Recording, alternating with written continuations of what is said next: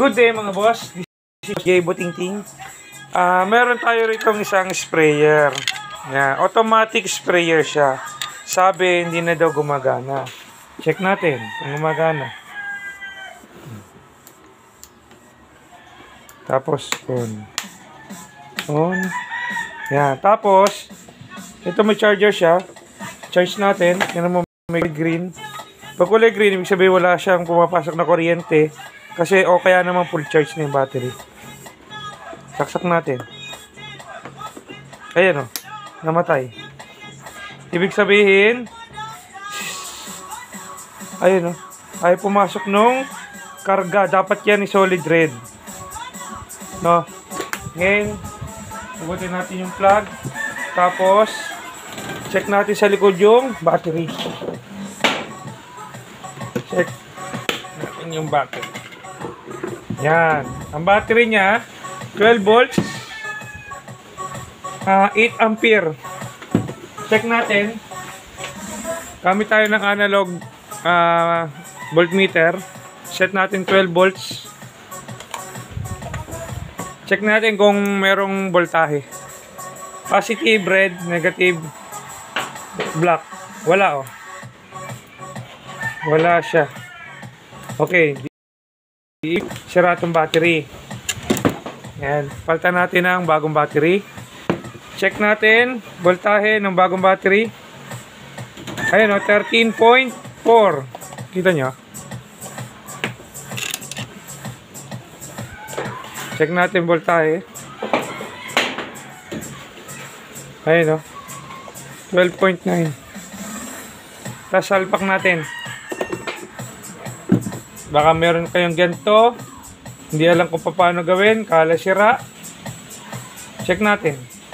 Terminal, pasok natin. Positive, wala. Negative, red. Check natin. Pasok muna natin pala. Secure lang natin muna. Tapos, open. Ayun o. Okay naman ito siya.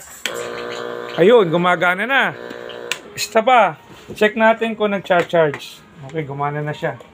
Ibig sabihin, ay no, magbasa siya oh. Ayan, labas ng tubig oh. Muntik na mabasa yung ating mga battery. Ayan. Yan. Check natin kung nag-charge. Sabihin natin itong voltmeter natin. Baka mabasa. Tapos, plug in natin.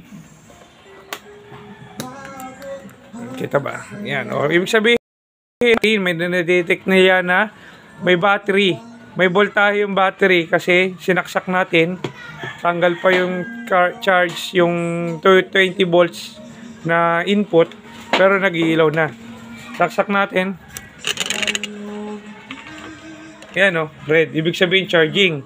Tapos, pag binuksan kasi yan, ayun o.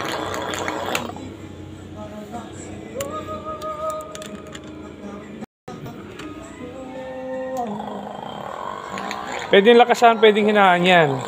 Meron siyang, dito yung dimmer switch. Pwedeng pahinaan, pwedeng palaksan. Ayun o. Tapos, nadyan yung voltahe niya. Kung full lobat na o full charge. Tanggalin natin yung charger. Buksan natin. Ayan o. Kulay green pa. Ibig sabihin, nasa full charge pa siya. Pag nasa 8 siya, man, lobat na. Okay, gawa na. Pwede na natin itong ipadala sa Tito Gilbert. Tito Gilbert, shout out sa iyo. Thank you sa tiwala. And see you in my next vlog.